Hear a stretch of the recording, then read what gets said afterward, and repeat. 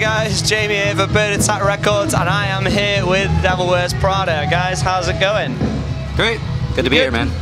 A Jera on Air 2017. You guys looking forward to playing?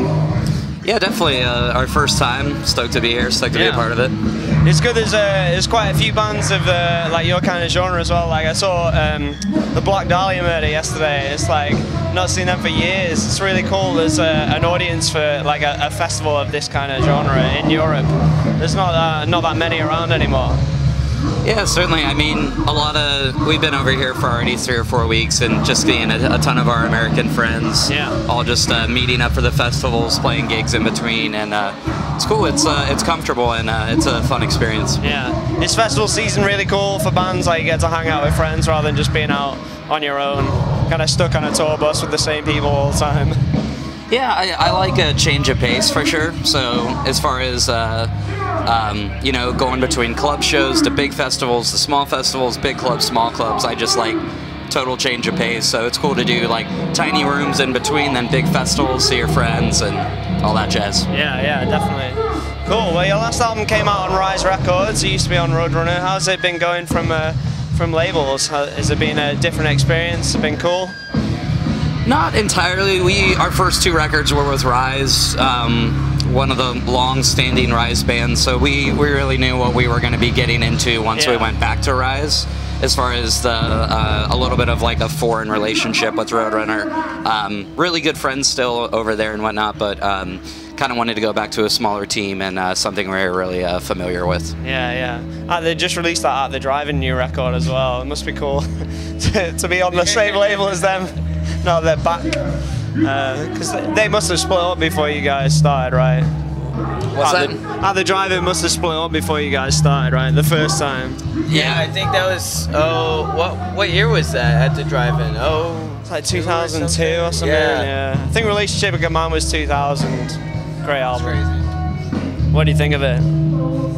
That's crazy. Well, they have, I mean, like, other stuff I've heard rumors of and whatnot, they're only getting bigger, so it's, I mean, At the Drive-In is so credible and everything, but they have other records coming as well that are just going to be, like, just astounding. It's cool to see such a small, you know, a smaller company. I think that a lot of record labels have built so much when it really doesn't require so much, so then the bills are so high that it's not sustainable, but I feel like what Rise is doing with YouTube and the size of their staff is the right way to go about things. The YouTube channel is huge. You've got like 1.5 million subscribers. One of the biggest music channels on YouTube for like independent music. It's crazy. It's really cool to see.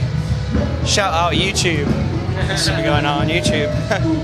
So Jeremy, I hear you've been pulling double duties, not just playing with you guys, but I hear you guested for Every Time I Die the other day. Yeah, we both did. So Keith had to fly home. His little girl was having some health stuff. She's doing a lot better now, but Andy basically asked us, hey, can you do like a bunch of songs? We're like, I guess we'll have to now, but it's a lot of fun. I'm not really that comfortable without a guitar on me, so that's been a nice challenge to try and figure out, but the guys are cool and they're wild enough, they kind of make up for it, so.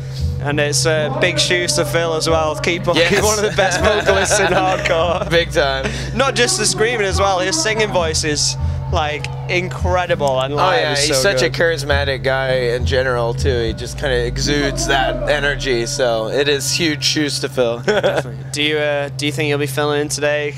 Is it a surprise who they've got? Or? They did ask us again, so yeah, we'll be doing it. I think it's right after our set too, so we gotta like sprint over there and get up there. Awesome. Have they been having like people coming in and doing different songs? Has it been like? Yeah, I think Sam from Architects did most of the set the other day.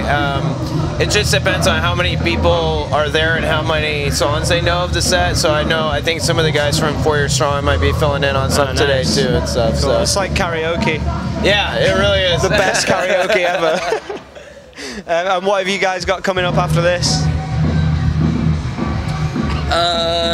We're out here till our last show is like July 7th in Spain, so we still have a bunch more shows to play, and then a few things here and there over the course of the summer, just like 4 shows, and then a US headliner in the fall that we'll be announcing very soon, and then probably writing more.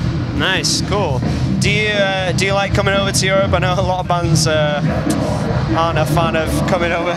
We really do love it. I mean, culturally, it's absolutely incredible, and especially when you're going to places that you haven't been before. Tomorrow we fly to Bulgaria for the first time. Nice. We just played Greece for the first time.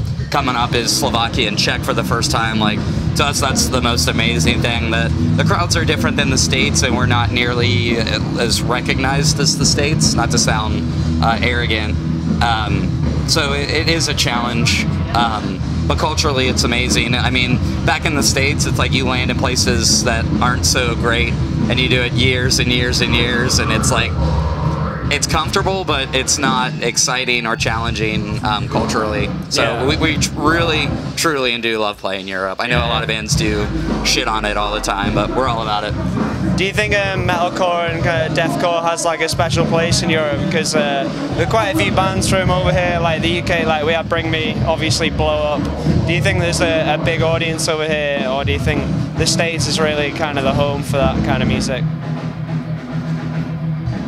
I don't, I mean, like, American metalcore, I feel like kind of created it to some extent, but I wouldn't really consider it the home. I mean, wherever the band is coming from is going to make an impact, you know. You look at, like, even, like, Parkway and all the Australian bands just totally smashing it these days.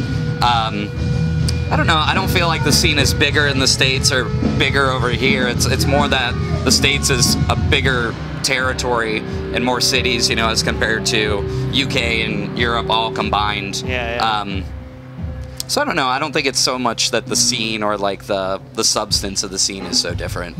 It's a lot of different markets over here compared to America. It's one big place, whereas here it's like different cultures everywhere. It's different, like, because some bands are huge in Germany and just have nothing in France, and it works. It's the same in like US, Canada too. There's some Canadian bands that are just totally smash it, and then it's just not so recognized in the States. Single Mothers, they're one of my favorite bands at the minute. Just dropped a new record as well. Well, guys, I'm looking forward to your set. It's going to be sick. You guys playing the Empiricon stage or the second stage? I think it's Empiricon. Empiricon, yeah. It's going to be awesome. Well, I'm looking forward to it. Have a great set, and thanks for being here. Thanks for watching, guys. See you later.